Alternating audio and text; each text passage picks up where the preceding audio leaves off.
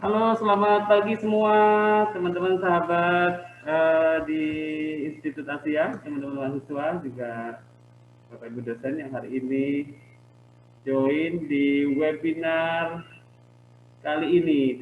Oke.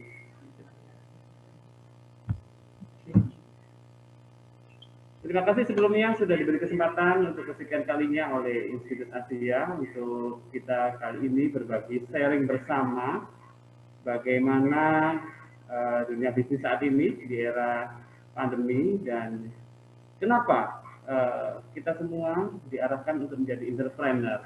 Nanti kita akan sharing bersama di sini. Oke, baik.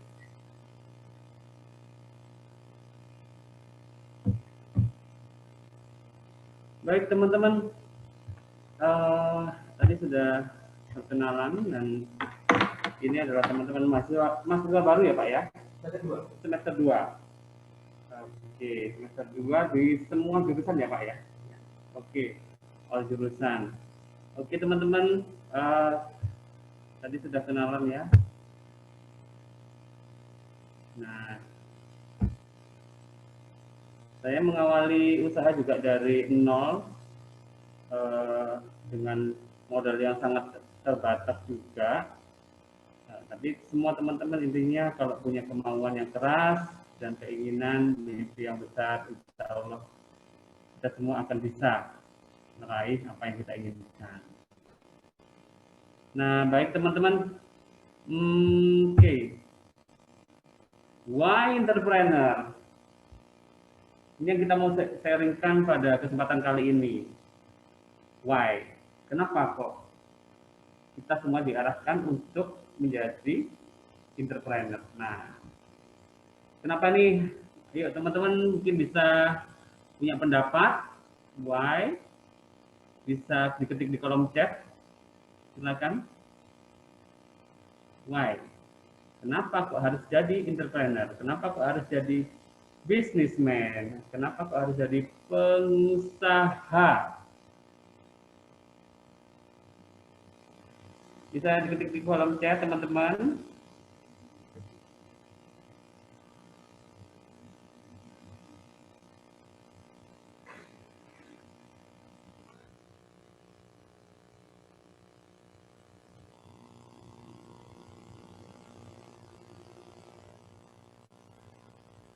Untuk membuka lowongan baru, oke, from it Mas Ibnu Adam. Kemudian dari Mas Rizal Fauzi Rahman untuk memenuhi kebutuhan hidup. Oke. Dari Mr. Yanuar, biar cepet sukses Kak. Oke. Kemudian ada lagi dari Mbak Widya, Kak Widya, mencoba tantangan baru. Ada lagi dari Yudi Sanrio, karena omset lebih menjanjikan daripada gaji. Nah, benar gaji ya. Nah, kita akan bahas bersama. Kemudian dari Aha Ramadhani, karena hanya usaha yang bisa mengangkat perekonomian.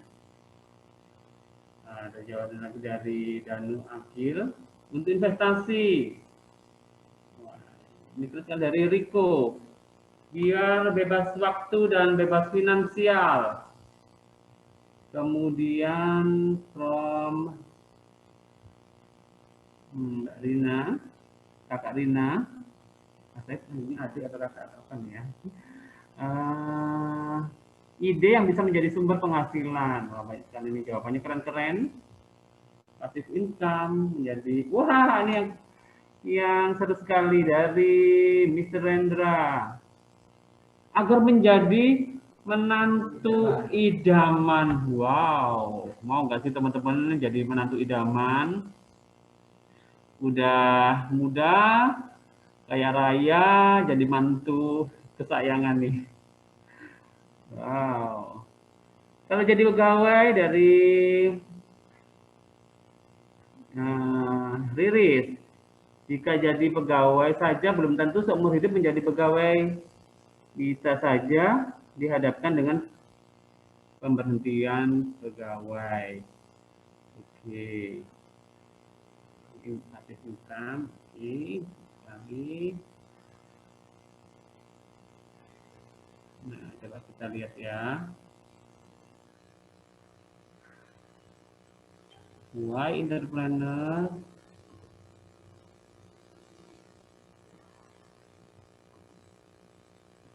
Nah, ini teman-teman, yang pertama adalah kenapa kok kita diarahkan menjadi pengusaha.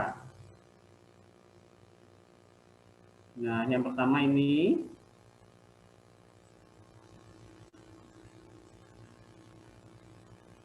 secara personal. Ya, teman-teman memang untuk menjadi pengusaha atau kita mau jadi karyawan, apapun semua hidup adalah pilihan. Jadi, bisnis juga pilihan. Apakah semua orang bisnis pasti sukses? Dan apakah menjadi karyawan itu bisa sukses? Bisa. Jadi semua adalah pilihan. Karyawan juga ada yang sukses, gajinya besar, penghasilannya besar juga ada. Jadi pebisnis juga ada yang bisnisnya berhasil dan sukses, ada juga yang enggak. Jadi semuanya bisnis adalah pilihan, hidup adalah pilihan. Benar nggak sih? Ini muncul ya pertanyaan.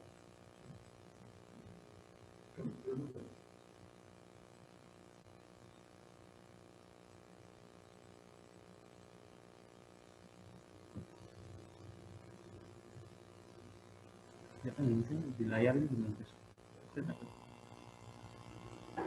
Kecil ya. Itu ya.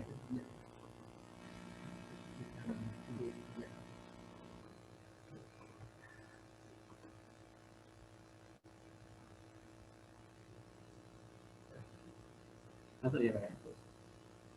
Nah, ini teman-teman, why entrepreneur?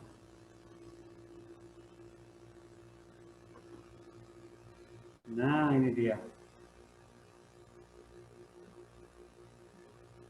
Baik, itu secara personal teman-teman. Jadi secara personal memang bisnis adalah pilihan. Semua hidup adalah pilihan. Begitupun jika teman-teman punya pilihan hidup sendiri, mau jadi pengusaha atau jadi karyawan, semuanya bisa sukses. Kemudian secara finansial, kita lihat teman-teman di luar sana, orang-orang terkaya di dunia, di mana rata-rata adalah dari kalangan pengusaha. Menurut survei adalah orang-orang terkaya di dunia rata-rata adalah dari kalangan pengusaha atau bisnismen. Kemudian dari segi sosial teman-teman, dari segi sosial, kalau kita jadi pengusaha dan kemudian bisa sukses, tadi ada yang bilang kan bisa menyerap tenaga kerja. Nah, bisnis itu bisa membantu banyak orang.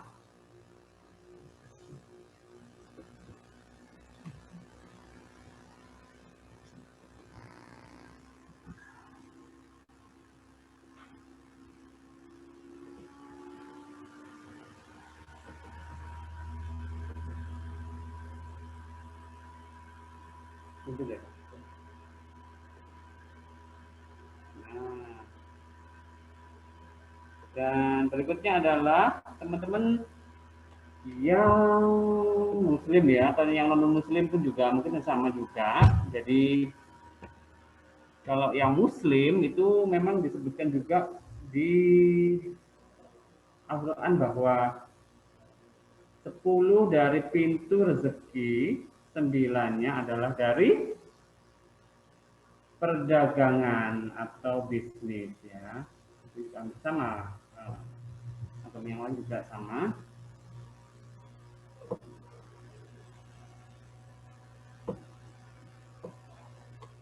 Nah, berikutnya teman-teman kita akan bahas modal nih. Nah, teman-teman, sebetulnya modal untuk jadi pengusaha itu apa sih?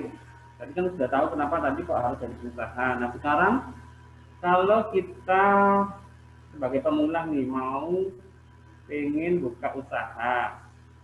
Nah, menurut teman-teman, modal utamanya apa? Coba ayo ketik di kolom chat. Modal utama untuk jadi pengusaha.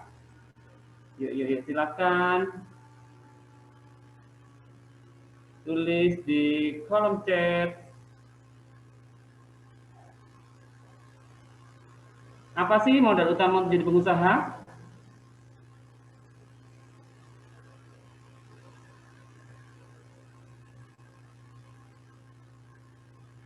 Yuk, silakan.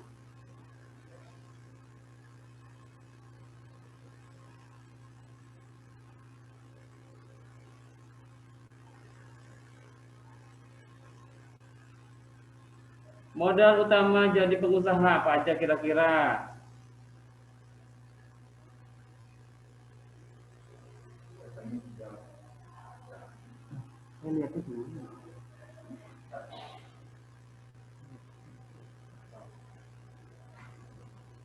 Q&A.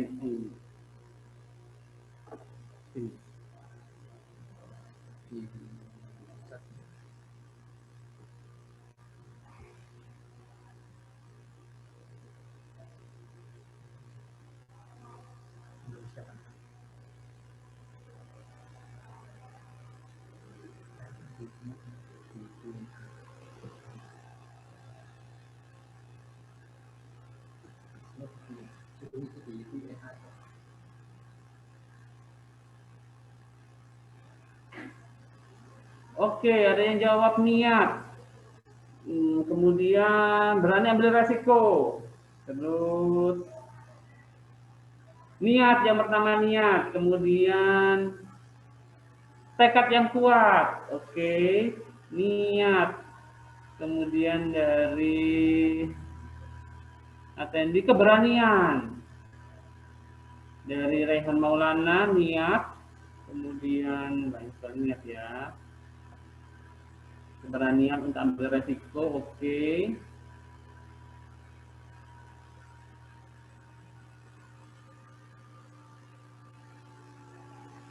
Yakin, from Zakia Sartika. Kemudian dari Rizal, kemauan. Dari Rizka, motivasi. Dari Rizkia, kesungguhan. Modalnya adalah kesungguhan. Kemudian dari Ali Mahrus, relasi. Dari Nadifatul, dana. Nah, benar nggak sih dana? Mana nih yang menurut teman-teman lebih utama? Yang pertama adalah apakah dana atau relasi, ataukah niat, ataukah ada doa dan usaha, kemudian mental skill dan tekad. Nah, ini jawabannya keren-keren nih ya, calon pengusaha muda nih. Oke. Coba kita lihat ya teman-teman. Nah, ini dia. Yang pertama adalah ternyata uang bukanlah yang utama untuk menjadi modal sebagai pengusaha. Nah, yang pertama adalah mental teman-teman, ternyata ya. Tadi ada yang jawab juga. Oke. Mental.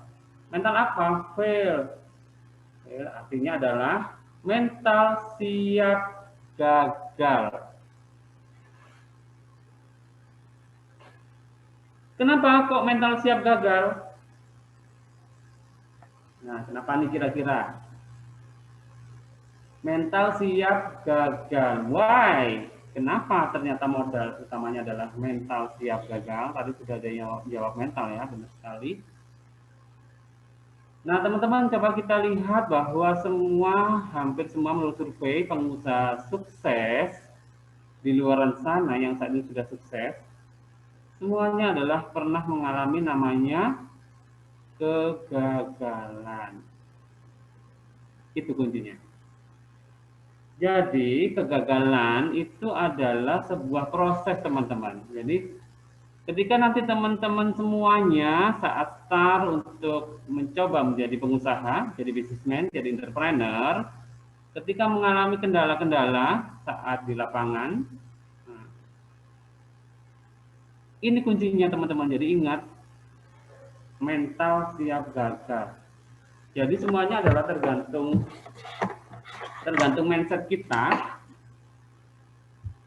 Apakah menganggap semua itu adalah sebagai sesuatu yang menyakitkan, ataukah itu kita ubah pola mindset kita bahwa semua yang terjadi di dalam kehidupan, dalam bisnis kita adalah sebuah proses, baik ataupun buruk, itu adalah sebuah proses perjalanan. Itu. Jadi kuncinya itu ya teman-teman.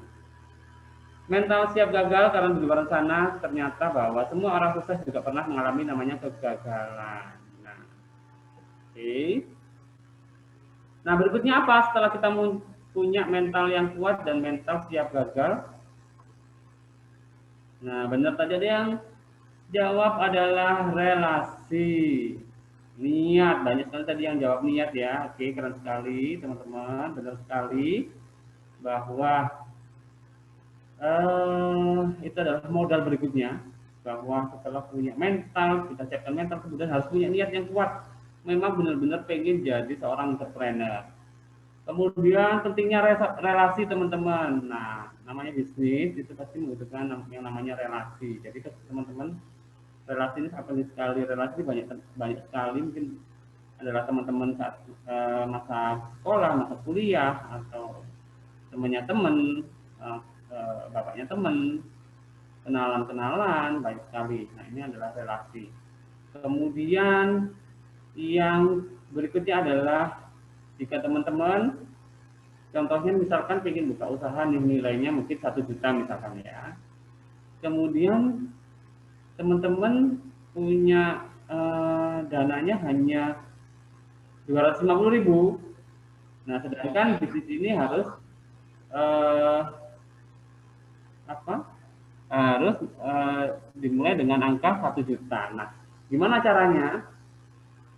Nah, cara berikutnya adalah sinergi teman-teman. Jadi istilahnya kita nggak sendirian, tapi bisa join atau berkelompok atau sinergi dengan teman-teman yang lainnya atau dengan keluarga. Nah, itu namanya sinergi. Jadi mungkin kalau si A punya modal 250, kemudian ada si B yang punya nih dana lagi 500.000, si C punya dana lagi 250. Nah, kalau total bisa bikin usaha gabungan nilainya 1 juta. Nah, ini namanya sinergi. Nah, sinergi nggak melulu tentang uang ya.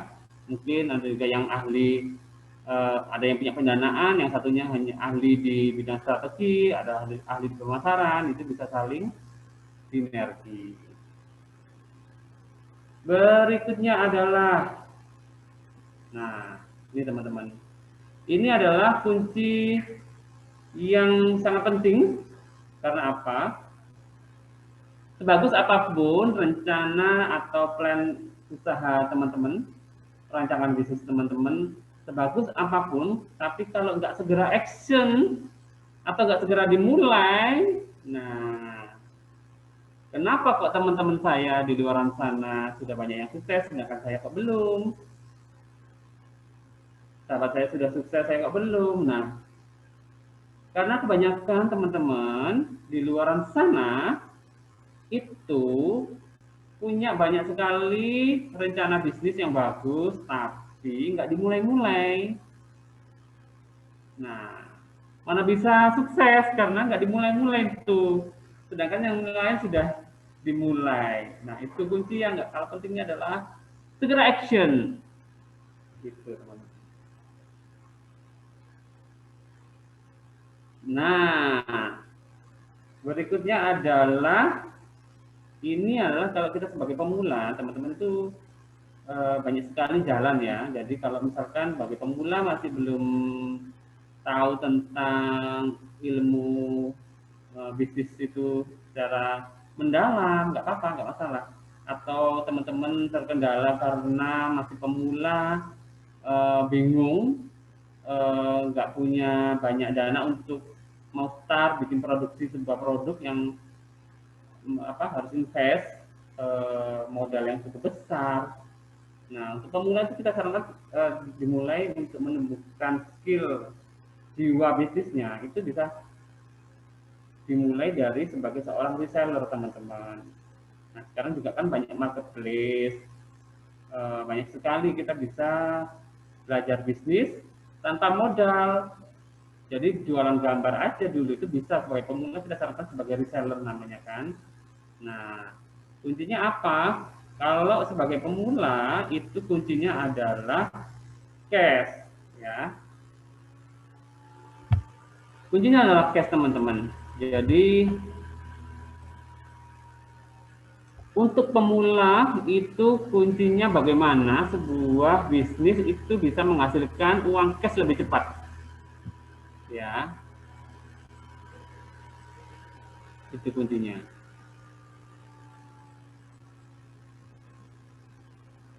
Jadi dengan modal seminimum mungkin uangnya cepat kembali. Cash, cash, cash, cash, cash. Perkecil cost untuk di awal dan perbesar cash. Itu kunci untuk sebagai pemula. Oke. Nah, ini ya teman-teman. Jadi modal untuk menjadi entrepreneur itu apa aja sudah bahas bersama, sudah sharingkan bersama. Teman-teman tadi sudah banyak yang jawab dan banyak yang betul dan keren-keren jawabannya. Nah, ini. Jadi yang selama ini masih bingung nih, aku mau bikin usaha Kak, tapi gimana ya modalnya, nggak punya modal, nggak punya uang, nah nggak punya produk, nggak punya ini, nggak punya itu. Nah ini solusinya, ternyata nggak melulu harus punya produk duluan, harus punya uang duluan. Ini banyak sekali yang bisa dilakukan untuk modal sebagai entrepreneur.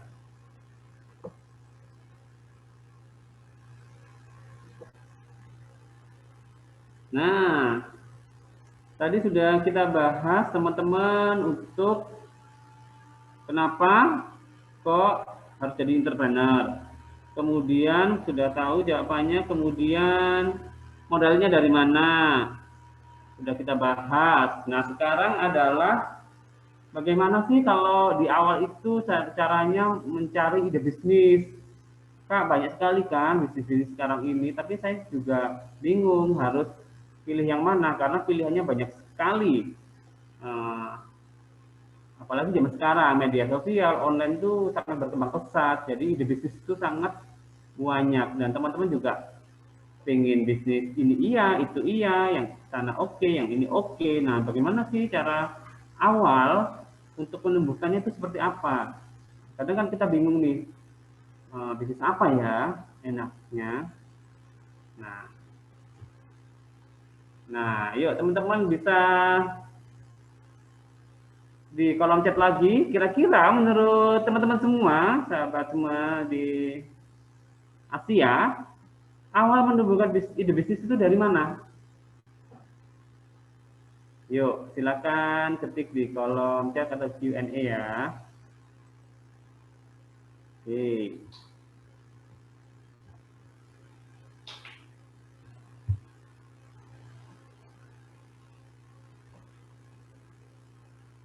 Nah,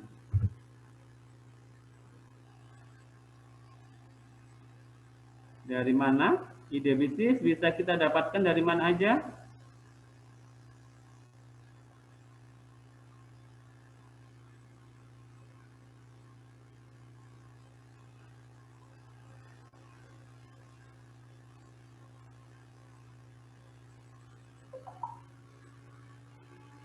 Oke, silakan isi di kolom chat atau di Q&A.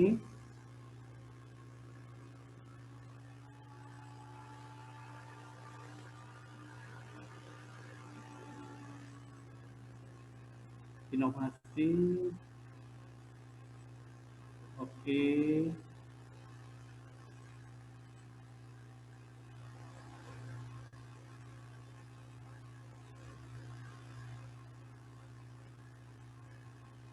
Dari ide khusus yang bisa didapatkan dari lingkungan kita, dari keluarga teman. Oke.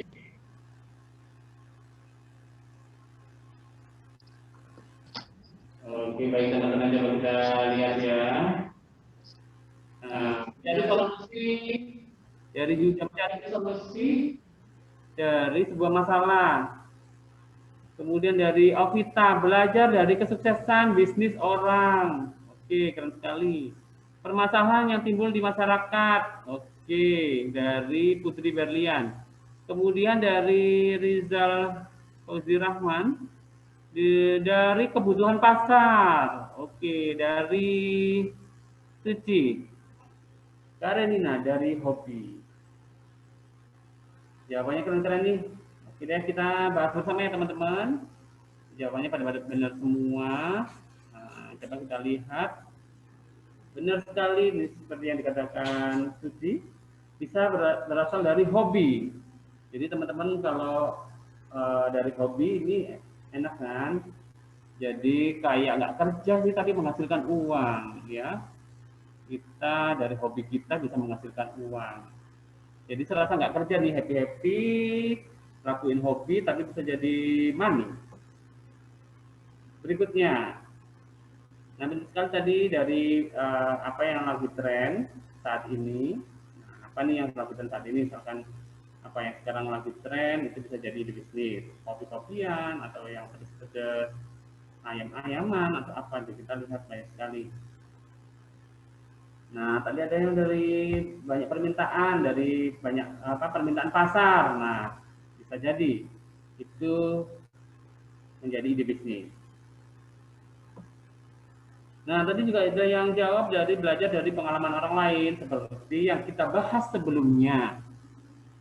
Kenapa kok kita harus belajar dari pengalaman orang lain? Tadi kan bahwa pengalaman orang lain ini kira-kira menurut teman-teman adalah pengalaman orang lain yang sudah sukses atau yang belum? Tentunya yang sudah sukses ya. Jadi kenapa kok kita disarankan untuk belajar dari yang sudah sukses dengan bisnis yang sama misalkan ya?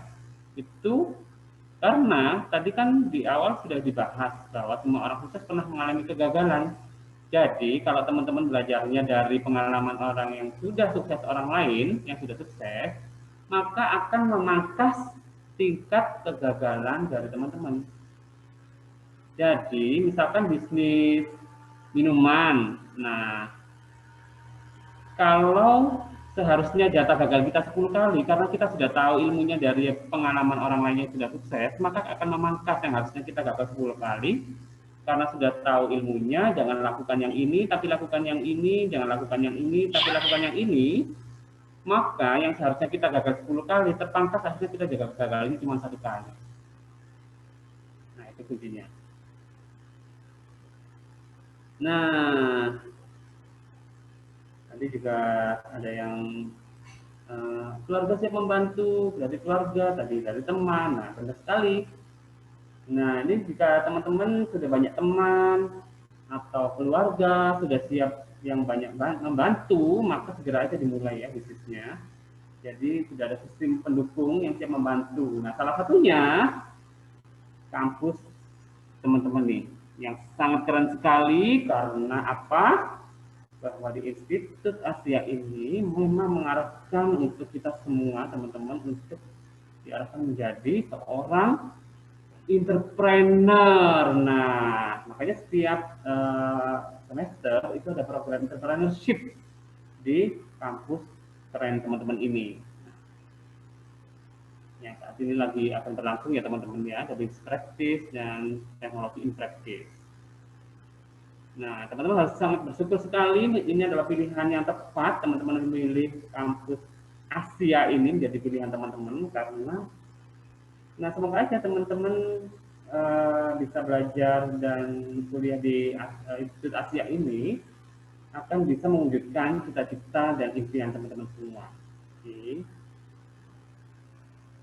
Nah, ini kita bahas nih ya, nanti mungkin akan lebih detailnya akan dijelaskan oleh Bapak Ibu dosen untuk bisnis praktis ini kan kolaborasi sinergi dengan kami ya dari Super Hero Snack Factory. Nah, ini kita membuka peluang bahwa di bisnis praktis ini teman-teman bisa banyak belajar hal untuk entrepreneur Dan bagaimana tadi kita modalnya nggak melulu uang, karena ini kita sediakan produknya, jadi teman-teman nggak usah pusing mikirin produk. Nah, nanti bisa belajar juga dengan kami. Kemudian teman-teman tidak menutup kemungkinan ya bahwa dari bisnis praktis ini teman-teman juga bisa berkolaborasi dengan kami atau dengan teman-teman yang lainnya atau dengan para pelaku industri yang lainnya, bahwa tidak harus selalu memakai brand kami ya, jadi nggak harus selalu memakai brand superhero. Jadi teman-teman kalau punya ide mau pengen bikin merek sendiri juga bisa ya, kami yang membantu produksinya, jadi teman-teman yang bikin brandnya itu nanti bisa. Nah, lewat bisnis praktis kali ini teman-teman yang punya ide, nah mulai diterapkan ya, nanti bisa berkonsultasi lebih detail dengan Bapak Ibu dosen. Oke. Nah, di Superhero ini kita memang konsentrasinya di snack industri ya teman-teman. Ada produk reguler itu banyak sekali. Ini sudah dibentuk ini ya Pak ya, sudah bisa nggak teman-teman kemarin mahasiswa tentang produk segala macam? Belum ya. Oke. Baik, tentang produk dan segala macam ketentuannya seperti apa, Pak punya ide, teman-teman punya ide juga mau diterapkan seperti apa, nanti berlanjut akan dibahas di grup ya, di yang oleh Bapak dosen di bisnis praktisnya. Ini sekedar gambaran ya, bahwasanya industri saya juga sangat bermanfaat. Kami di musim pandemi ini banyak yang di rumah, banyak WFH, juga online. Nah, teman ini meningkat karena banyak sekali putra putrinya yang sudah yang biasanya offline sekolah sekarang harus bersekolah daring dari rumah, sehingga juga kebutuhan akan pendamping camilan ini sangat meningkat dengan drastis. Nah, ini sebagai peluang untuk teman-teman juga bisa belajar untuk bisnis di snack industry. Nah, kebetulan ini juga ada gambar parcel karena sebentar lagi adalah momen Lebaran. Nanti juga teman-teman kita akan keluarkan produk-produk Lebaran yang teman-teman juga bisa belajar untuk bagaimana memasarkan untuk momen-momen khusus. Momen kali ini pas sekali karena mendekati Lebaran. Nah, ini juga peluang juga teman-teman yang kita nggak melulu di dunia kuliner, snack. Nah, kita juga membuka peluang untuk di dunia fashion industry ya. Jadi kebetulan nih istri dan mertua saya itu ada industri kerajinan dompet kulit. Nah, nanti teman-teman yang ingin suka hobinya di dunia fashion bisa juga berkolaborasi dengan kami. Ini di awal-awal menjadi reseller atau nanti teman-teman sudah ingin punya bisnis sendiri dengan merek sendiri, itu juga bisa kita layani. Jadi nanti dompet-dompet ini bisa dimereki dengan brand teman-teman semua. Dari dunia fashion kita hadirkan dompet-dompet kekinian ya, dompet kulit. Nah, ini yang juga lagi ramai di Shopee dan Lazada. Nanti teman-teman bisa mulai tadi kan sudah diajarkan design thinking ini sama Bapak Ibu dosen semuanya. Nah, bisa diterapkan. Jadi banyak sekali pilihan teman-teman. Kita kalau tahun sebelumnya kita hanya hadirkan dari dunia snack.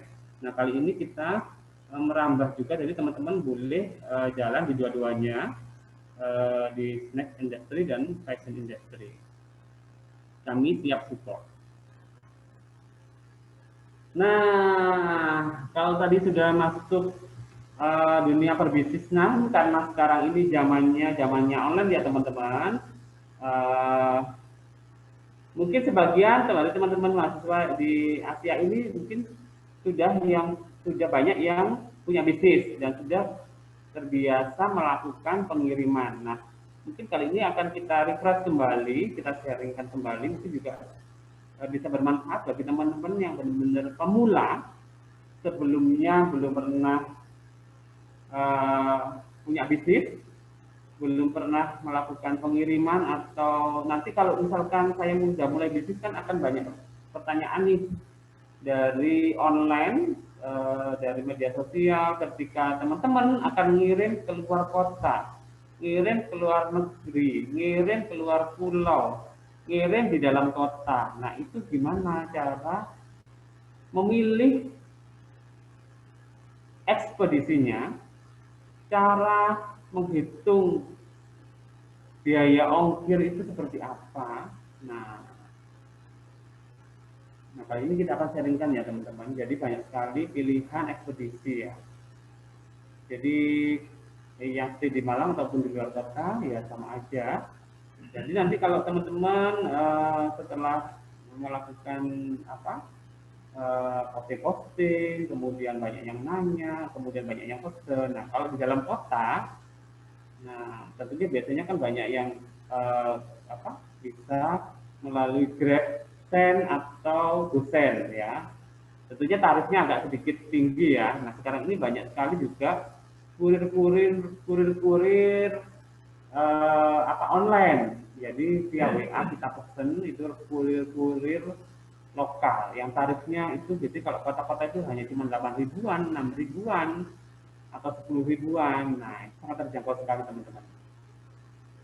Itu ya kalau untuk dalam kota. Kemudian kalau misalkan sudah mulai kirim ke luar kota, nah, cara hitungnya gimana ya?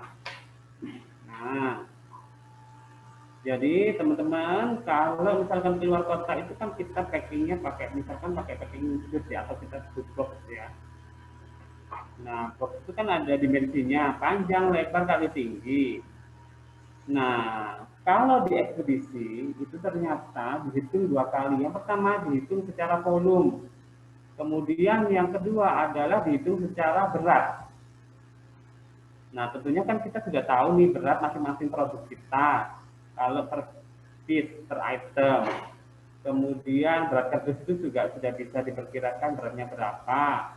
Nah, kemudian sama ekspedisi itu, kalau kita datang ke ekspedisi akan dihitung dengan dua cara seperti ini teman-teman. Jadi yang pertama dihitung volume ya. Hitung volume itu gimana sih rumusnya? Nah, ini biasanya kebanyakan melalui darat ya. Jadi kalau melalui darat itu panjang kali lebar kali tinggi dari box tersebut, kemudian dibagi 6.000 dikalikan harga ongkir per kilonya. Jadi 6.000 ini sudah rumus ya, rumus dari ekspedisi ya. Hampir semua ekspedisi memakai rumus ini. Jadi kalau seperti contoh ini adalah panjangnya 35 dikalikan lebarnya 30 dikalikan tingginya 20, maka dibagi 6.000 itu ketemu berapa dikalikan harga per kilonya. Nah harga per kilo ini kita lihat dari mana? Kita lihat dari web online masing-masing ekspedisi. Nah nanti teman-teman kalau sudah mulai bisnis online itu sebaiknya download aplikasi namanya Cek Ongkir atau Raja Ongkir. Nah itu otomatis nanti teman-teman akan masukkan tempat lokasi teman-teman, ya tempat lokasi teman-teman di mana, kemudian mau kirim kemana, ke kota mana, kemudian kecamatan mana, itu nanti ketika diklik sudah akan muncul semua tarif per kg, jadi JNE, JNT, semua ekspedisi akan muncul, kantor pos, kemudian Indah, Lion Parcel, hampir semua ekspedisi itu akan muncul tarif per kilonya. Jadi nanti teman-teman lihat di cek ongkir tersebut di aplikasi, baru dimasukkan ke sini. Jadi panjang kali lebar bagian itu dikalikan harga ongkir per kilo. Akhirnya ketemulah nilai ongkir secara hitungan volume. Ya, volume itu berarti dari dimensi dosnya. Nah, ini kemudian kalau melalui jalur laut, itu biasanya pembaginya beda ya. Kalau darat 6.000, kalau laut 4.000. Biasanya kalau ini hanya berang, misalkan dari Jawa, dari Malang ke Kalimantan lewat laut. Nah, biasanya memang tarifnya lebih murah, tapi tanyakan lagi ke ekspedisinya, itu butuh waktu berapa lama untuk sampai ke tujuan. Biasanya kalau lewat jalur laut ini teman-teman tarifnya lebih murah, akan tetapi lamanya waktunya itu lebih lama. Jadi kita kembalikan lagi nanti ke konsumen, calon buyer kita biasanya kalau kami ya, kita share semuanya tarifnya ini, mau pilih yang mana Bu, mau pilih yang mana Kak, mau pilih yang mana Pak. Jadi mereka yang pilih, oh saya pinginnya yang cepat aja, nggak apa-apa sedikit mahal. Ada juga yang saya pinginnya murah deh, nggak apa-apa kalau lebih lama sehingga nanti barang ini nyampe di tempat saya itu jatuhnya lebih murah. Nah, itu lagi kembali pilihan adalah ke calon buyer, ke konsumen. Nah, itu ya teman-teman untuk hitung secara volume. Kemudian kalau hitung secara berat ya mudah aja, tinggal beratnya ditimbang berapa, ditambah berat kardus. Misalkan berat produk itu kan misalnya per item misalkan 150 gram, ternyata pesanannya adalah 25 piece, ya berarti 25 piece dikalikan 150 gram ketemu berapa dan ditambah berat kardus. Berat kardus ini biasanya di bawah 1 kilo atau yang besar itu antara 1 kilo sampai 2 kilo. Dibuat perkiraan aja, dan kemudian kalau kami selalu sampaikan ke buyer bahwa ini adalah hitungan menurut web. Jadi bisa jadi nanti ketika kita datang ke ekspedisi bisa jadi ada kurang lebihnya, maka nanti akan kami info ya Kak, Bu, Pak, untuk misalkan ada kelebihan atau kekurangannya. Jadi kalau kelebihan akan kita kembalikan, kalau memang ada kekurangan itu biasanya nanti ditransfer kekurangannya. Jadi kita sampaikan di awal seperti itu. Jadi kita nanti kalau pas ya oke, kalau misalkan terjadi oh kok ada lebih sedikit hitungannya ekspedisi sama kita, nah jadi nggak ada masalah di belakang. Nah tentunya ketika datang langsung ke ekspedisi, mana berat hitungan yang dipilih sama ekspedisi, kan ada dua yang dihitung, secara volume dan secara berat.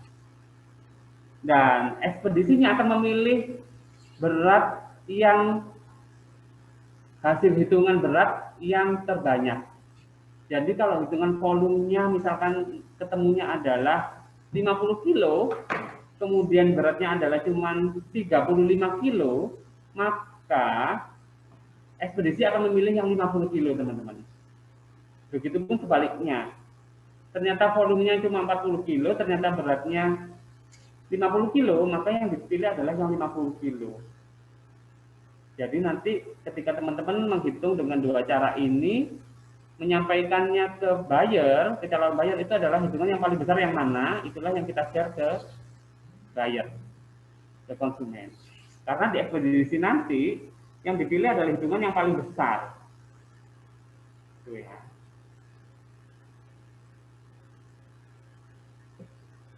Nah, ini ya, seputar ongkir dan cara menghitung.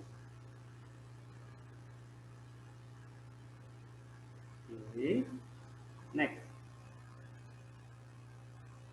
Nah, ini pengemasan yang aman dan benar itu seperti apa? Nah, ini teman-teman. Ini ada contoh ya. Ini adalah yang benar, ini adalah yang salah. Nah, ini contohnya kirim produknya kecil tapi kardusnya lebih besar. Dan nggak ada pengamannya nih di rongga-rongga ini. Apalagi yang dikirim adalah sepertinya ini pecah belah. Ini sangat rawan sekali. Barang sampai ke tujuan itu kondisinya bisa pecah.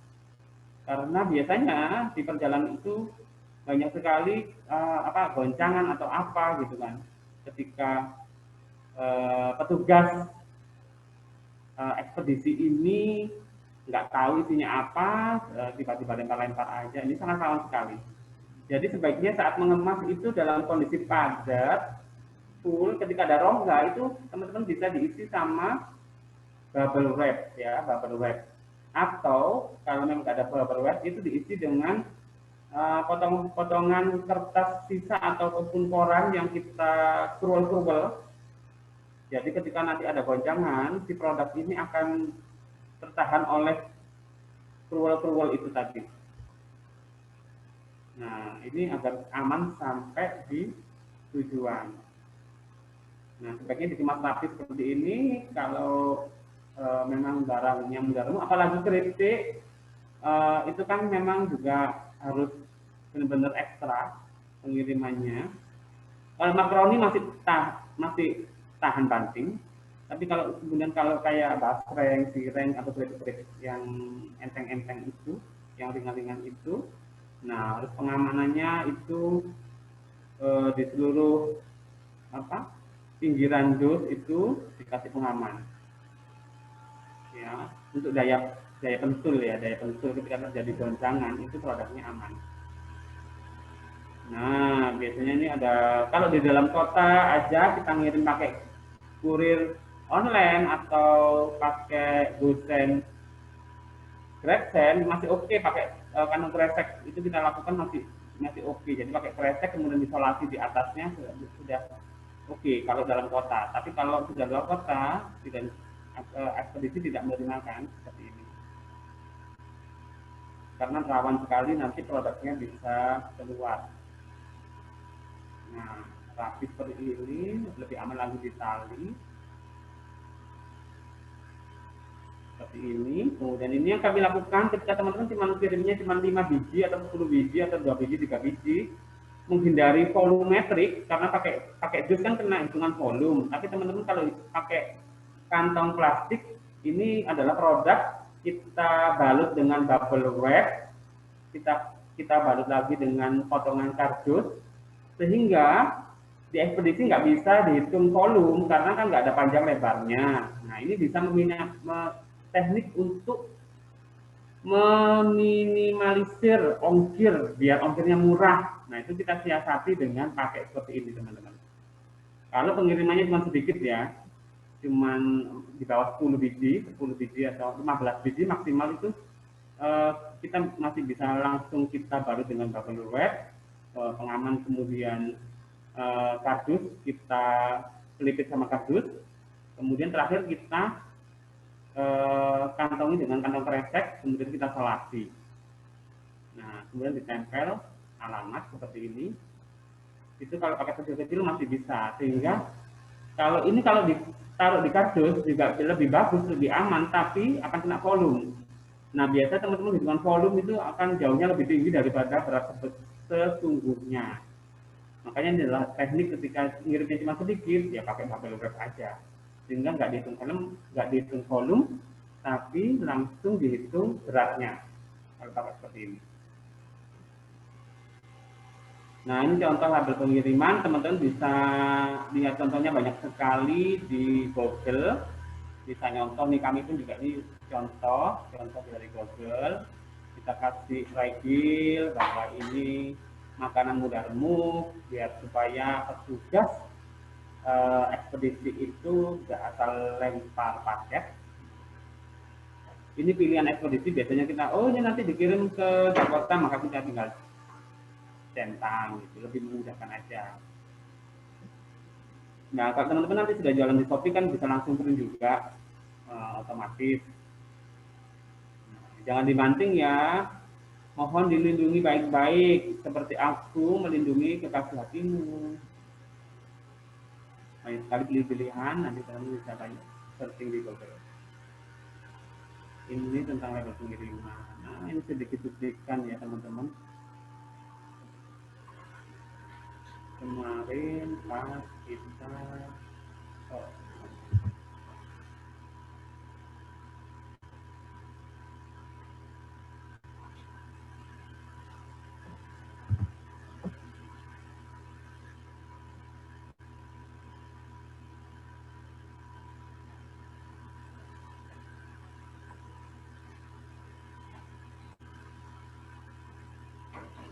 oh ini ketika kemarin kita tayangan di Quick Handy. Nah ini teman-teman kuncinya ya, jangan pernah takut untuk bermimpi besar. Jadi walaupun saat ini teman-teman kondisinya seperti apapun itu, jangan pernah untuk takut. Teman-teman punya mimpi besar, impian besar, tujuan besar, jangan pernah takut. Walaupun ya teman-teman, kadang orang-orang di sekitar kita itu nggak banyak yang mendukung, banyak yang meremehkan. Nggak usah dipikirin, maju aja terus, apapun yang terjadi, kuncinya adalah lalui saja prosesnya. Itu yang kami lakukan. Kami di awal usaha juga banyak yang nggak support, kemudian banyak yang meragukan, tapi ya saya belajar dari orang-orang sukses di luar sana, itu jangan pernah takut untuk menggapai impianmu, walaupun memang kadang orang-orang di sekitar kita itu nggak yakin juga dengan kita, tapi itu apapun prosesnya yang terjadi, teman-teman, ketika nanti teman-teman melakukan sebuah perjalanan bisnis, melakukan usaha, jadi entrepreneur, jadi pengusaha, apapun bidangnya, kita mengalami kendala apapun, enak nggak enak, lalui saja prosesnya. Kuncinya itu aja. Apapun yang terjadi, lalui saja, dan lalui saja. Nah, mungkin sharing kali ini sampai di sini ya. Nanti kita akan sambung lagi. Nanti kita akan buka pertanyaan Q&A. Teman-teman bisa bertanya. Setelah ini ada sesi tanya jawab.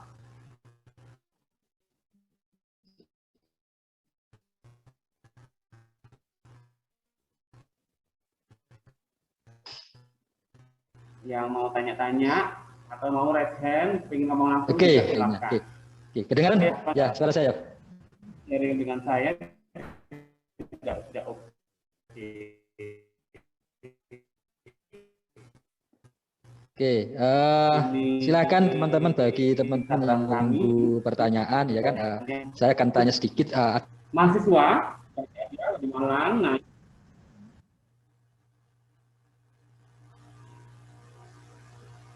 iya, sebentar.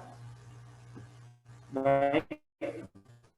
Habis ini kita tanya jawab ya. Nah, ini yang terakhir yang ingin kita sharekan bahwa kali ini Superhero lagi open magang eksklusif di Superhero Official. Jadi kita memberikan kesempatan kepada seluruh mahasiswa di Malang dan kota-kota sekitarnya, terbuka dari mana aja sih ya. Jadi teman-teman mahasiswa untuk belajar entrepreneur bersama tim kami ya. Jadi kita buka, itu ada admin review, itu bisa belajar di sana, desain grafis, teman-teman mungkin dari TKP yang memang hobinya desain, itu nanti bisa magang eksklusif di tempat kami. Kemudian mungkin dari jurusan lain kita juga open di produksi, di marketing online, marketing offline, dan juga dari manajemen, itu kita juga lagi open untuk magang eksklusif di tempat kami. Nah, kalau teman-teman tanya syaratnya apa, terbuka di seluruh mahasiswa ya, pria dan wanita. Kemudian kita utamakan yang punya jiwa-jiwa kreatif dan komunikatif, dan kita utamakan yang aktif banget di sosial media, itu lebih kita utamakan. Milenial ya, tentunya paham telah tentang IG, Facebook, TikTok, dan marketplace. Dan lebih disukai yang bisa fotografi dan desain. Jadi semua jurusan kita open. Nah, tapi karena memang di Malang ini juga ratusan, ribuan, bahkan jutaan ya mahasiswanya, kita kan nggak bisa nampung semuanya karena ini eksklusif.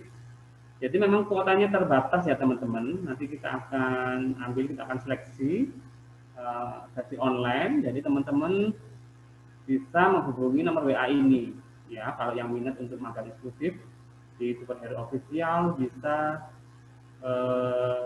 langsung aja chat ke WA yang ini. Dan fasilitasnya apa yang didapat karena ini eksklusif magangnya, bahwa akan disediakan creative room di sana. Kemudian teman-teman juga akan dapat makan siang, snack and drink juga akan dapat. Kemudian reward khusus untuk yang berprestasi. Ya, jadi akan ada banyak bonus, kemudian akan dapat sertifikat magang. Nah, ini tentunya akan berguna bagi teman-teman yang nantinya mungkin setelah lulus kuliah masih ingin melamar-lamar ke perusahaan. Nah, sertifikat magang ini bisa berguna untuk teman-teman masa yang akan datang. Nah, ini ya, kita lagi open untuk magang eksklusif. Nanti ada pertanyaan apapun silakan langsung hubungi WA ini. Nah, selanjutnya teman-teman, kita buka Q&A kali ini. Kita masih ada waktu berapa lama ini Pak Tunu? Masih ada waktu kurang lebih 15 menit. Ini ada pertanyaan dari Kausa. Iya Pak. Cara mengelola usaha yang benar bagaimana ya Kak? Cara mengelola usaha yang benar itu seperti apa? Nah, baik dari Kausa. Pertanyaan yang pertama. Bagaimana kita cara mengelola usaha yang benar? Nah, baik. Cara mengelola, tentunya kita harus tahu dulu sebelum kita masuk mau bisnis apa. Itu yang pertama kita kan harus tahu segmen pasar kita apa. Segmen pasar kita itu siapa? Apakah bisnis ini menjawab sebuah permasalahan atau seperti apa? Jadi kita harus tahu dulu menentukan segmen pasar kita itu siapa. Kemudian baru kita tentukan produknya apa. Ya, siapa, ada masalah apa, atau menjawab apa, sehingga dimunculkan produk ini. Nah, kemudian bagaimana mengelolanya? Nah, itu memang kita nggak bisa kita bahas 1 atau 2 menit. Itu memang usaha itu tergantung juga bidangnya apa, cara mengelolanya seperti apa, itu sangat luas sekali ya teman-teman. Kuliner itu treatmentnya seperti apa, akan beda dengan dunia fashion industry, cara pengelolaannya seperti apa. Nah, mungkin untuk garis besarnya memang itu tadi, kita sudah tahu segmen pasar kita, kemudian kita harus mengeluarkan produknya seperti apa. Pengelolaan itu banyak sekali ya, jadi pengelolaan dari segi sumber daya bahan bakunya itu seperti apa, sumber daya manusianya seperti apa, kemudian mengelola manajemen pemasarannya seperti apa, manajemen pergudangan seperti apa, manajemen produksinya seperti apa, itu tergantung dari bidangnya. Jadi mungkin nanti akan kita bahas di sesi berikutnya ya, cara mengelolanya seperti apa. Itu karena nanti mungkin teman-teman disangkan banyak sekali ilmunya, mungkin harus banyak belajar dulu. Saya pun sampai saat ini masih terus banyak belajar ya teman-teman. Tidak ada henti-hentinya karena semakin hari semakin waktu itu perkembangan di dunia bisnis, bahkan hampir semua lini itu berubahnya sangat cepat sekali, apalagi di masa pandemi, semua serba tidak menentu, semua serba berubah, dan perubahannya ini tidak bisa diduga sebelumnya. Jadi memang banyak sekali nanti ilmu-ilmu bisnis, ilmu marketing, ilmu online, ilmu manajemen yang harus kita banyak belajar ya teman-teman. Itu kuncinya. Oke, baik Pak. Oke, itu saya kira sudah sangat-sangat menjawab ya. Jadi intinya kalau mengelola suatu usaha itu pasti banyak hal yang harus dipelajari kan ya. Benar. Oke, ini menyambut pertanyaan dari Mas Kausa, dari Mas Diki. Iya, silakan. Ini pertanyaan adalah bagaimana sih cara menjadi pengusaha yang konsisten. Nah, ini kan biasanya kalau anak muda itu kan misalnya kan angin-anginan gitu ya. Jadi bagaimana supaya bisa konsisten terus dengan adanya gelombang-gelombang coba, jadi bisa konsisten. Nah, kira-kira dulu ini ya. Oke. Benar sekali teman-teman. Bagaimana untuk menjaga biar kita itu selalu konsisten dengan yang sudah kita pilih, ya. Nah, benar sekali. Kan tadi kuncinya ya untuk sukses itu memang itu apapun yang terjadi, rintangan yang terjadi dalam bisnis kita itu lalui saja, itu kuncinya harus selalu kita pegang. Nah, kenapa terjadi banyak konsistenan, kemudian di luar sana banyak sekali yang langsung masih jalan seminggu, 2 minggu, 1 bulan mengalami banyak kendala kemudian langsung berhenti, menyerah. Nah, itu tadi kan memang di awal kan kita kuncinya sudah harus punya mental siap gagal kan, kemudian niatnya harus kuat dan tinggi, itu sudah menjadi kunci. apapun yang terjadi lalui saja. Saya pun pribadi sebelum memulai bisnis snack industri ini, dulu saya ketika masih bekerja sebelum bisnisnya sekarang itu saya juga pernah bisnis industri kuliner di bakso, ya, buka bakso bakar. Nah, karena saya melihat bahwa bakso bakar ini menjadi ikon bakso, ya, bakso ini menjadi ikon di Malang, bahwa orang ke Malang itu mesti identik dengan bakso Malang, mesti ingin makan bakso Malang. Nah, saya lihat banyak sekali bakso bakar, bakso Malang ini selalu ramai dikunjungi oleh pengunjung. Bahkan dari luar kota itu selalu ketika datang ke Malang ingin makan bakso. Nah, ketika saya lihat itu, saya membuka usaha juga bakso yang sama, dengan harapan bahwa ketika saya buka itu juga akan lari sama bakso-bakso yang saya lihat itu. Nah, bedanya apa? Saya buka usaha ini langsung buka, nggak tahu ilmunya, nggak tahu bagaimana cara memanagenya, bakso itu seperti apa.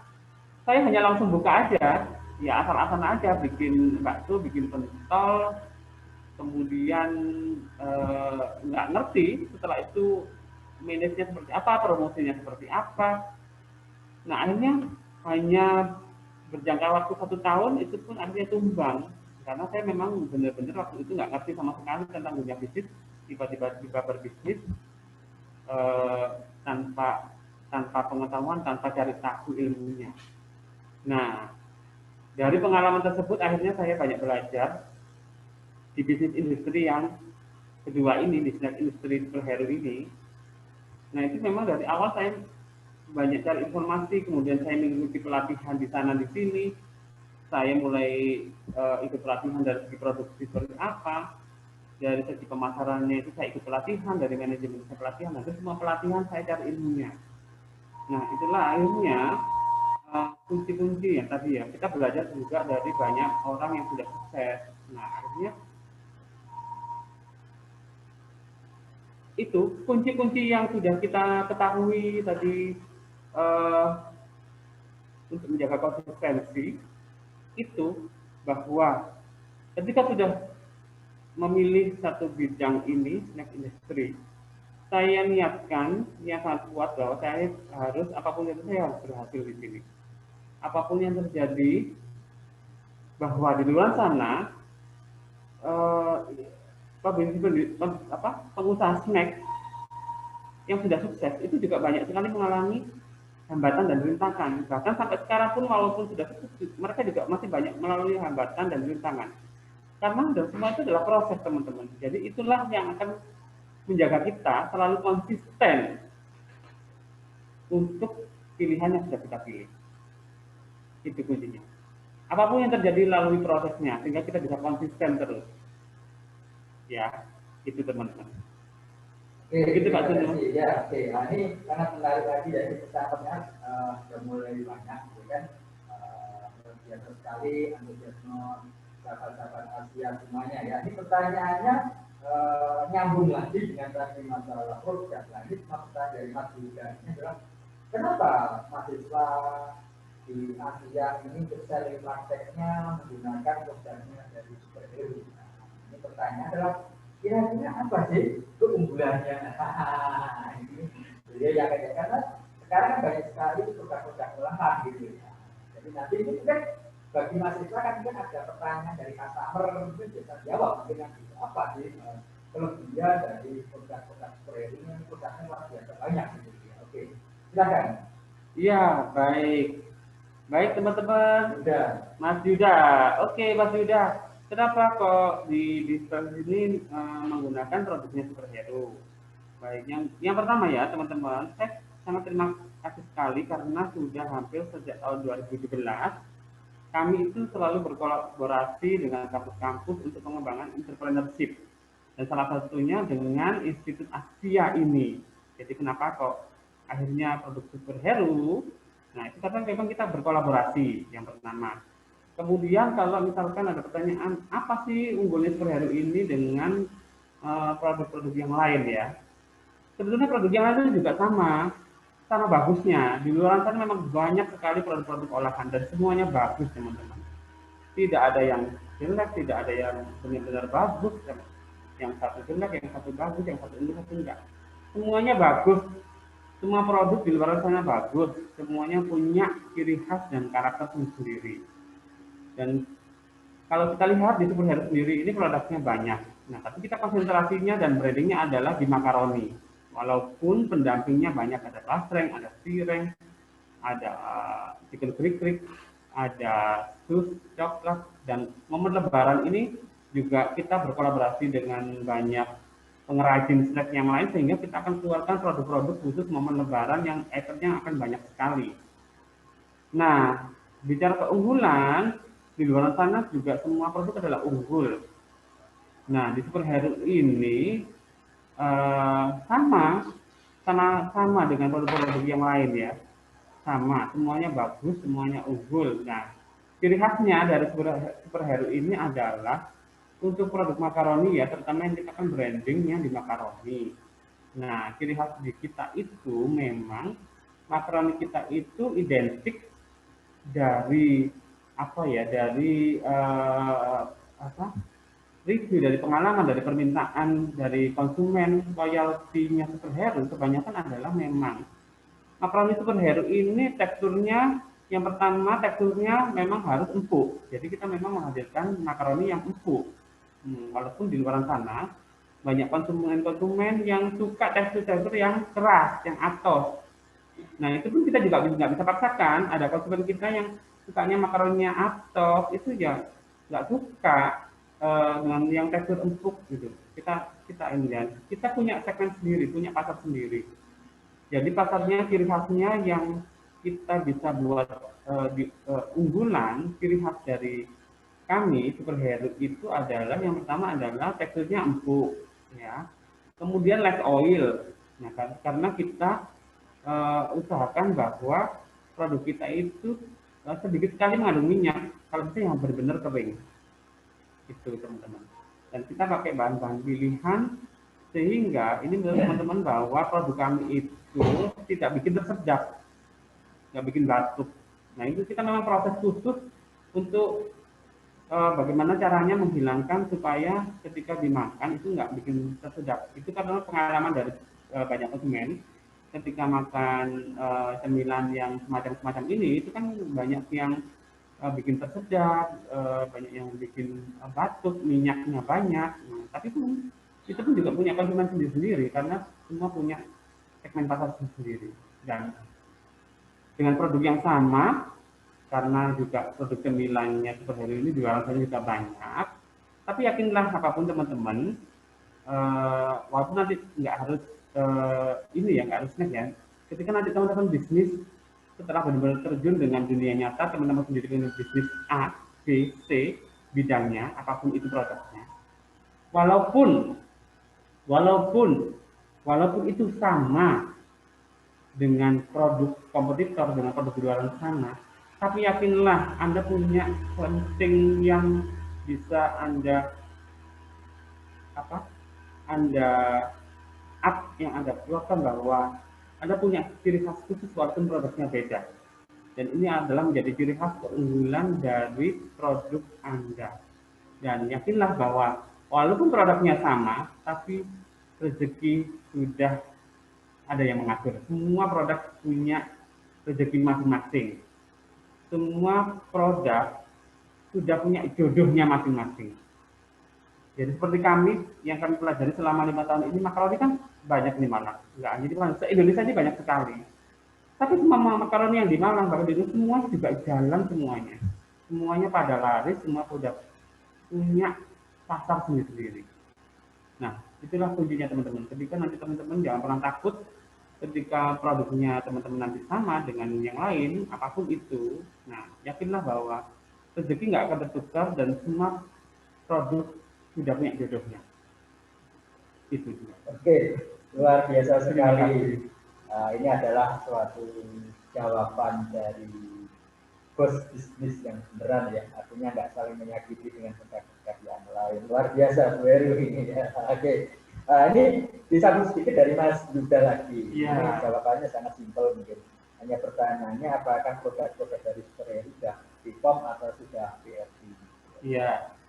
Baik teman-teman, ini juga kita sharing bersama, belajar bersama ya. Jadi saya mengawali dulu di bisnis snack industry itu memang saya banyak cari ilmunya ya. Itu pelatihan sana, pelatihan sini, kemudian menggandeng banyak pihak dari dinas, kemudian dari kampus, dari sekolah, dan saya benar-benar ingin tahu ketika kita punya bisnis itu perizinan apa sih yang harus kita penuhi. Nah, di snack industry itu terutama adalah yang wajib ya, ketika nanti ini gambaran buat teman-teman nantinya ketika ingin buka sendiri ya, apapun itu ya, olahan apapun, teman-teman punya ide ingin buka usaha yang berhubungan dengan snack industry atau dengan kuliner, perizinannya, nah kita akan sekarang bahas tentang perizinan ya.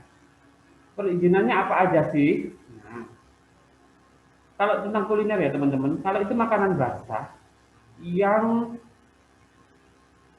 waktunya tidak lebih dari 7 hari, itu sudah basi, atau makanan-makanan fresh yang sehari langsung harus segera habis langsung santap, itu tidak memerlukan izin PIRT. Ya, tapi ada beberapa bakery roti, walaupun dia jualnya fresh, tapi ingin lebih memberikan rasa aman, nyaman, dan kepastian untuk konsumen, dia daftarkan PIRT, itu juga bisa. Jadi pilihan ya teman-teman. Kalau produk fresh itu tidak wajib.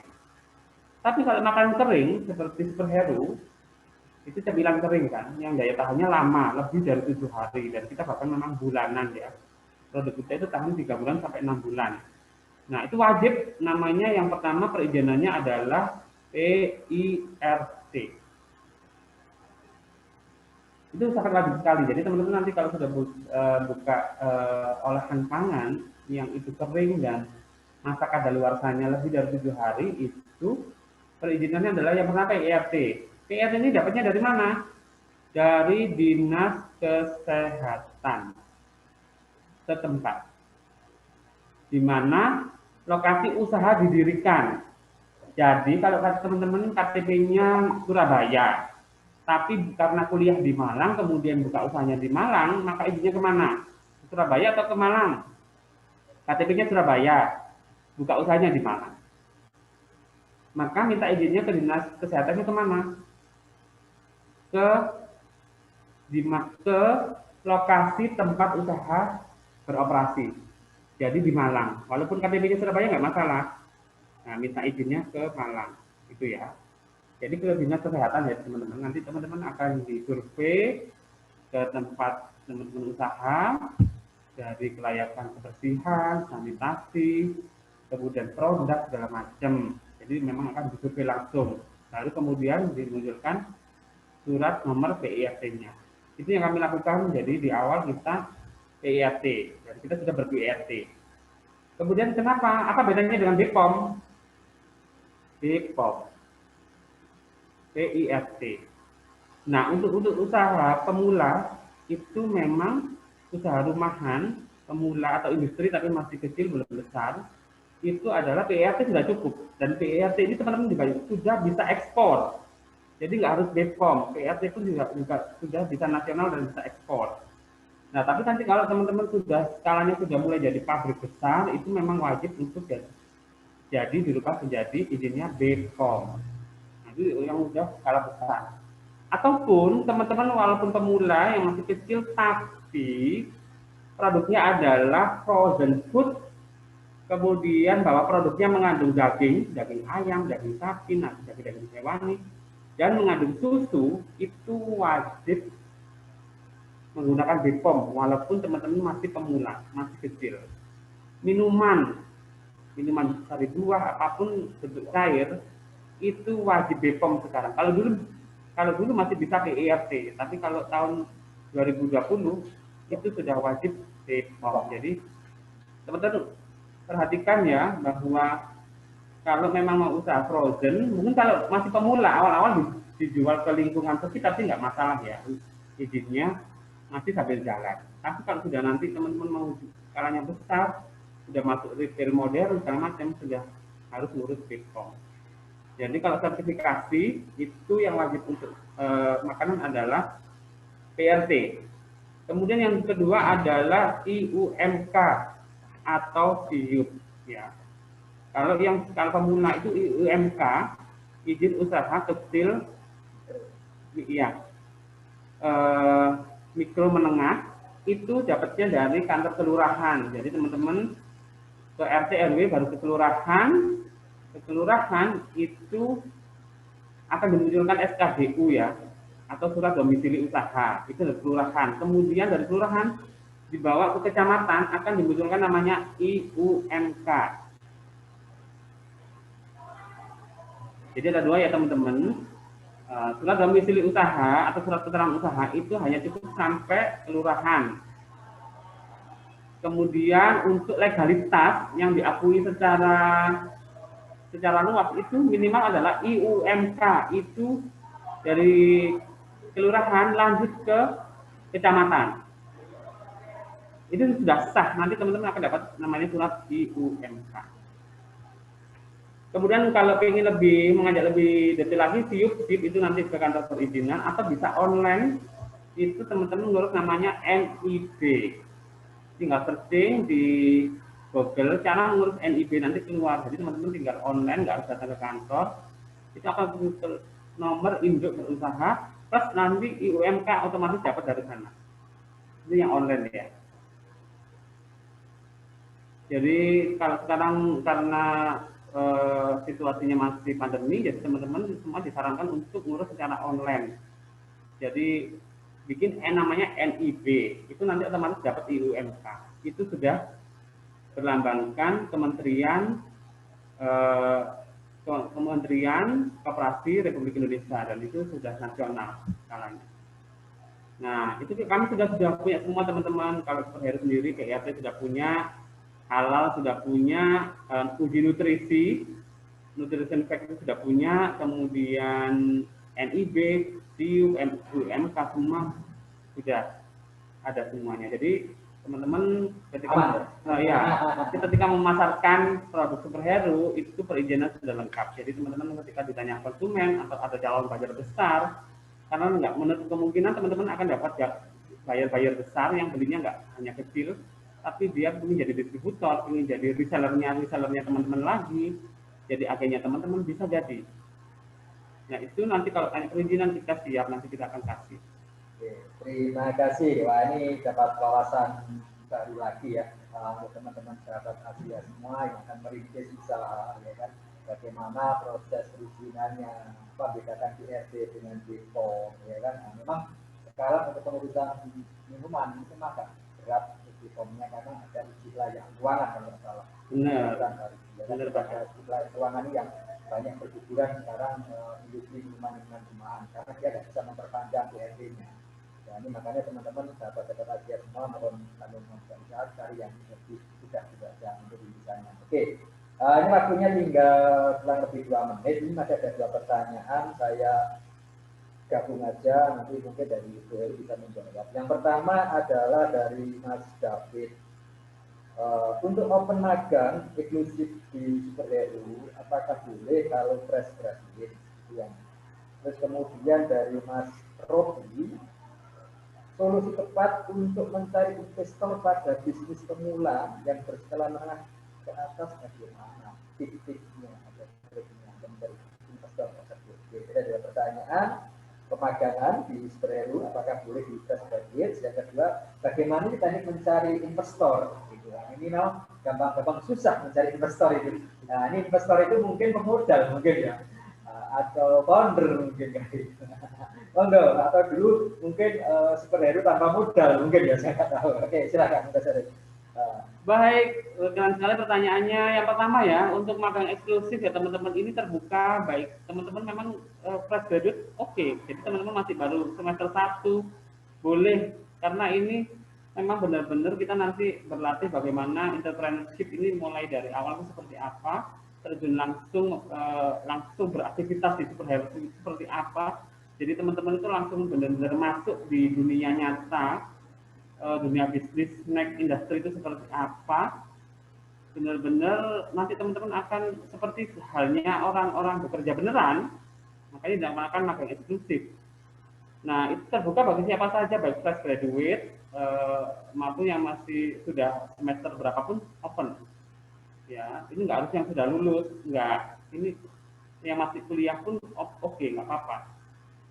Nah, kuliahnya kan daring kan ya, kuliahnya kan daring. Jadi teman-teman saat ini juga sudah ada yang magang dari teman-teman SMK itu sudah kita terima, sudah jalan. Itu nggak apa-apa kalau teman-teman saat ini masih kuliah, masih belajar. Jadi ketika daring di kampus ya di Superhero sambil belajar daring, nanti setelah daring kembali beraktivitas kembali.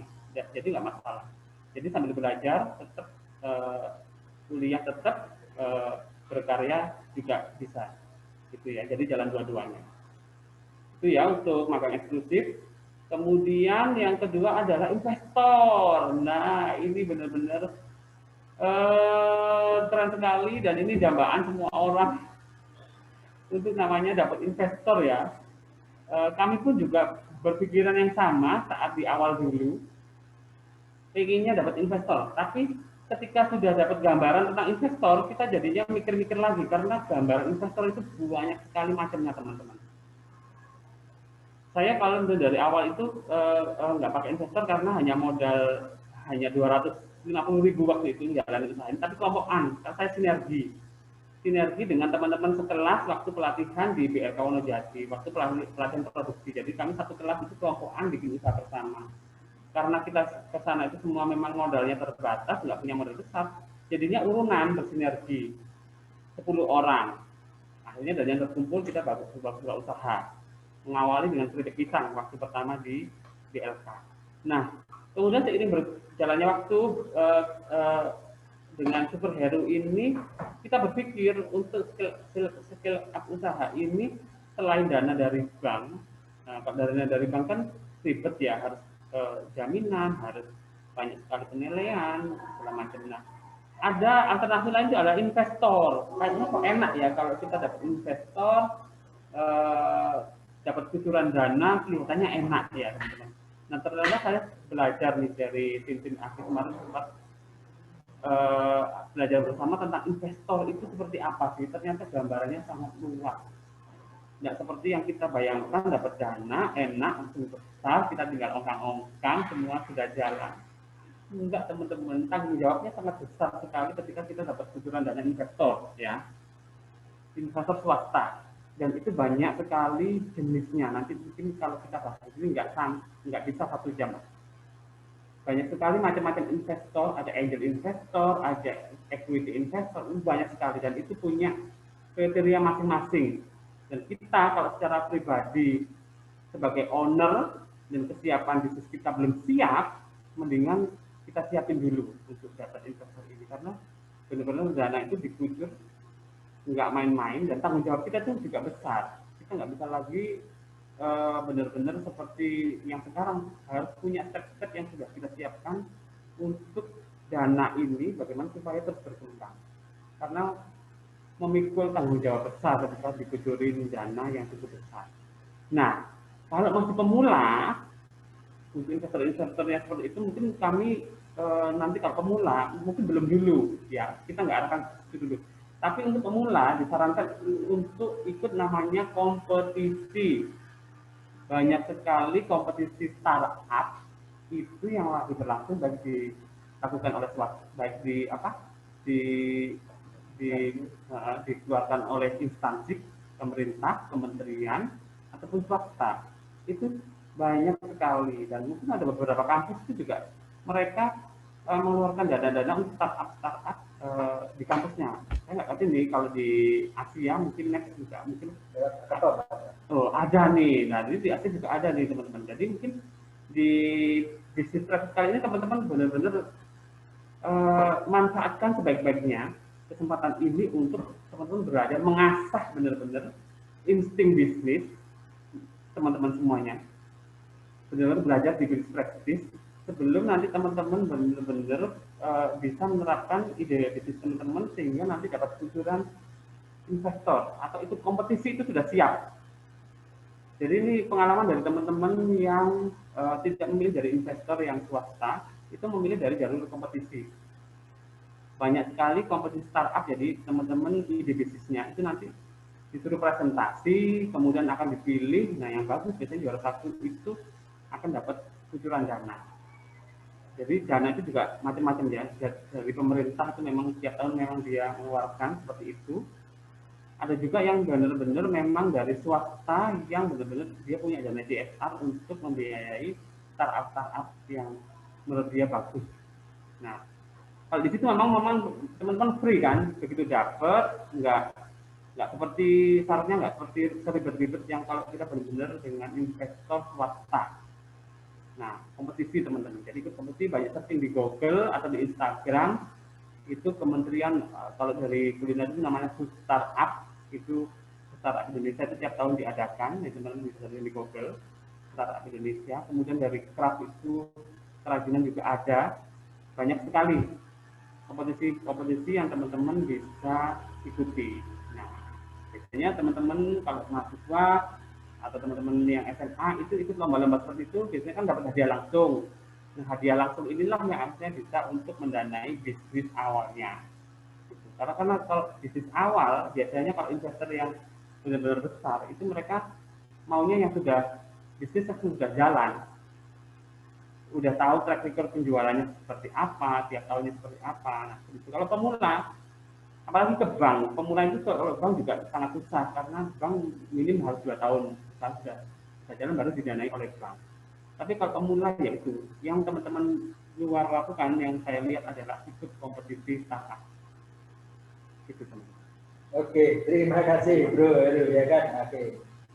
Jadi untuk mencari investor ini memang tidak diperlukan tapi tidak ada teknik dan strateginya. Nah ini sahabat-sahabat Asia semuanya, nanti kalau pertemuan 12 kali nggak salah, saya itu nanti akan saya hadirkan narasumber beliau adalah salah satu kerja di startup, tapi dia bagian foundernya untuk mencari investor itu. Nanti akan banyak itu di sana yang bisa ditanyakan. Jadi akan saya hadirkan untuk bagaimana sih strategi dan tips dan trik untuk mencari investor, masuk perhitungannya, termasuk bagaimana sih startup bakar uang pada saat ini. Ya, itu nanti akan dikupas habis pada saat pertemuan ya kami di pertemuan ke-12.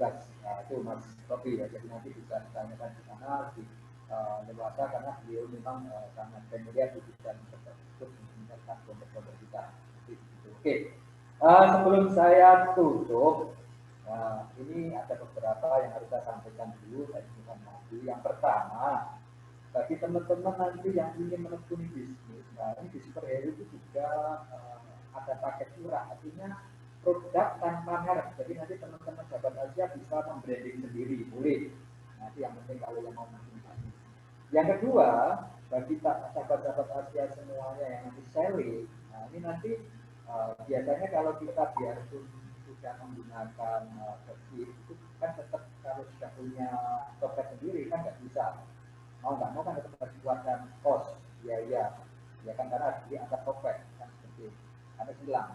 Nah, jadi untuk target selling nanti kami di koordinator BP sudah kami fasilitasi, kami sediakan produk-produk yang bisa dijual dulu. Ya, nanti produknya akan disediakan ada di kampus 2 yang posisi di Malang, bisa lihat-lihat produk apa saja yang bisa dipakai.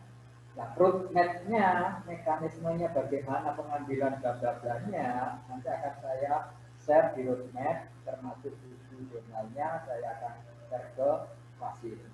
Nah, kalau belum jelas, boleh tanya di klinik BP ya di kampus 2. Kalau mau sharing-sharing lebih dalam lagi, karena produk kita banyak, ya kan, tidak hanya dari produknya Superhero, tapi banyak juga dari bahan-bahan yang lainnya, mulai dari fashion, ya kan, makanan olahan, dan minuman dan sebagainya. Ya, jadi banyak saya sahabat-sahabat Asia bisa praktek. Oke, jadi kembali lagi bagi yang sahabat-sahabat Asia yang teknik pun jangan berpikir waduh saya itu kuliah menjadi programmer kok disuruh jualan. Ya, hilangkan itu. Karena yang pertama adalah kita ini belajar. Ya, minimal belajar soft skill kita dulu. Ya kan? orang sukses sekarang bukan karena hard skill-nya, tapi adalah perpaduan antara soft skill dan hard skill. Bahkan dominannya adalah lebih besar soft skill-nya dibanding hard skill. Nah, seperti itu.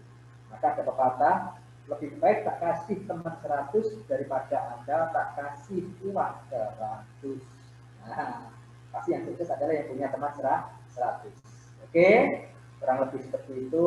Mohon maaf kalau ada sesuatu yang tidak berkenan di hati sahabat-sahabat Asia semuanya. Semoga materi hari ini bisa bermanfaat. Ayo, mari kita bangkit, kita wujudkan impian-impian kita semuanya agar menjadi kaum muda yang sukses. Amin. Terima kasih. Selamat siang. Terima kasih, Bro Heru. Ya, terima kasih teman-teman. Sukses. Berkah untuk kita semuanya.